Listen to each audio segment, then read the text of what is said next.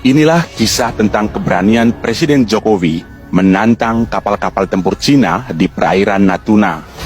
Awalnya kapal ikan Tiongkok nekat masuk ke perairan Laut Natuna. Sebagai balasan, TNI Angkatan Laut mengirimkan KRI Imam Bonjol 383 dan menembak kapal ikan bernama Han Tan Chow tersebut. Konflik yang terjadi pada 23 Juni 2016 ini kemudian mendapat reaksi dari Tiongkok dengan mengirimkan kapal-kapal laut tempurnya sebagai balasan. Tiongkok mengatakan bahwa perairan tersebut adalah wilayah penangkapan ikan tradisionalnya. Aksi provokasi dengan kapal-kapal tempur itu tidak membuat Presiden Jokowi gentar. Bersama para menteri, Kapolri, dan Panglima TNI, Jokowi memerintahkan untuk terbang ke Natuna. Tak hanya itu, di sana Presiden mengadakan rapat khusus di atas KRI Imam Bonjol 383. Udah tadi? Panglima.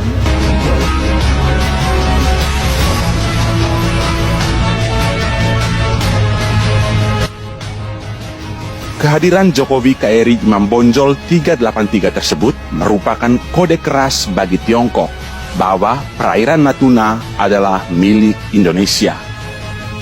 Pada Oktober 2016 dan Mei 2017, Jokowi kembali mengunjungi Natuna. Dua agenda tersebut untuk meninjau kesiapan alat-alat tempur dan meninjau latihan tempur TNI Angkatan Udara di perairan Natuna.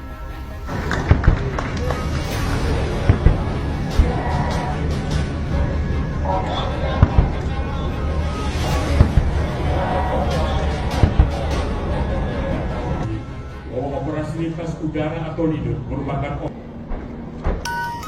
Tak hanya itu, pada 8 Januari 2018, untuk keempat kalinya Jokowi mengunjungi Kabupaten Natuna. Kali ini untuk meninjau sentra kelautan dan perikanan terpadu di Selat Lampa Natuna, serta bertemu ratusan nelayan dan membagikan sertifikat tanah.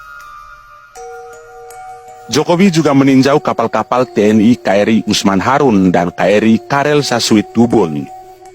Mobilisasi nelayan di perairan Natuna ini untuk menggerakkan perekonomian.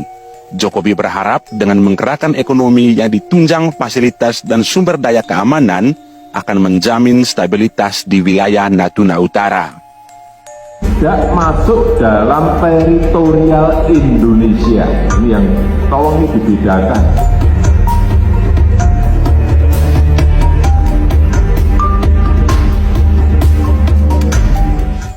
Namun ketegangan Indonesia-Cina kembali meningkat pada pertengahan Desember 2019 saat puluhan nelayan Cina menjaring ikan di kawasan tersebut.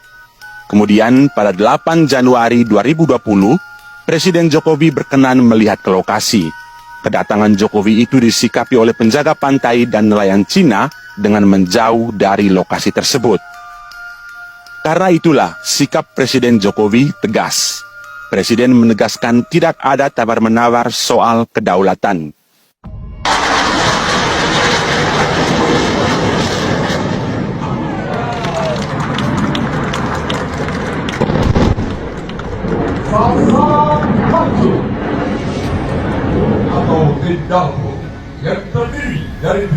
Sejak saat itu, pemerintah Cina mulai bersikap santun atas ketegangan yang terjadi di Laut Natuna dengan Indonesia.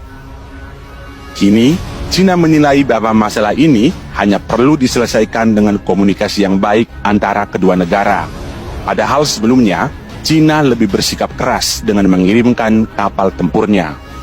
Otoritas Cina menyebut ketegangan dengan Indonesia lebih mengutamakan komunikasi secara diplomatik. Cina selalu memandang hubungan bilateral dengan Indonesia dari perspektif strategis dan jangka panjang. Angkatan Laut untuk memastikan penegakan hukum yang ada di sini.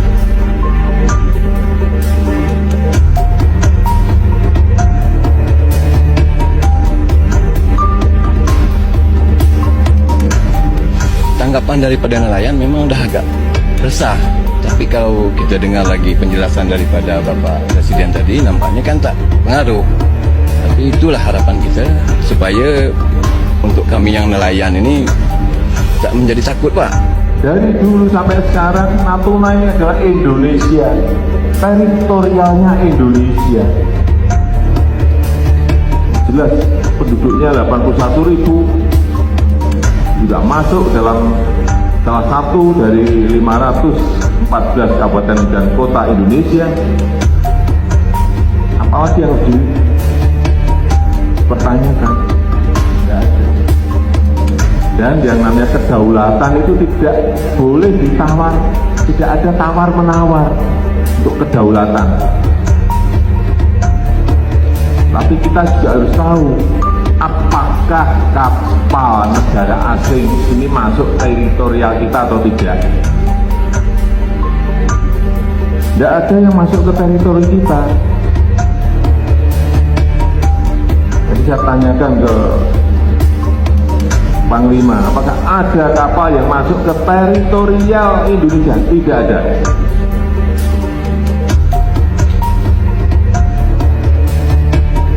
Yang ada adalah masuk ke zona ekonomi eksklusif. Itu lewat semua kapal bisa. Tapi hati-hati, kalau dia nyuri ikan, ya itu baru boleh diusir atau ditangkap. Tapi tidak masuk dalam teritorial Indonesia. Ini yang tolong dibedakan.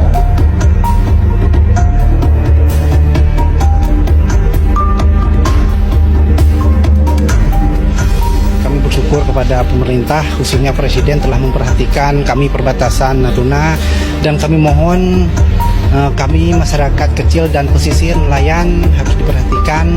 Menurut kami inilah sikap baiknya pemerintah dan Bapak Presiden dan Ibu Bapak Menteri Kelautan dan Perikanan telah memperhatikan kami khususnya Natuna. Kemenlu Cina percaya bahwa Indonesia akan memiliki gambaran yang lebih besar tentang hubungan bilateral dan stabilitas regional. Perbedaan sikap ini tentu berkaitan dengan ketegasan dan keberanian Presiden Jokowi. Sikap Cina yang melembek itu tentu karena keseriusan pemerintah Indonesia dalam menyikapi persoalan yang ada.